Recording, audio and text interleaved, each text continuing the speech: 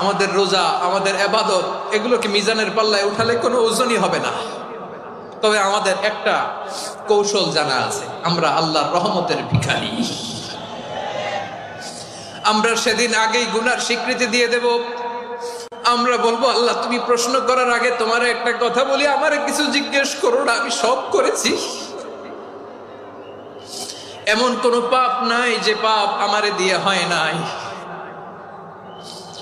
তোমার রহমত দিয়ে তুমি জান্নাতে পাঠাবা, তোমার দয়ায় জান্নাতে যেতে চাই, আমল দিয়ে না। পারবেন বলতে?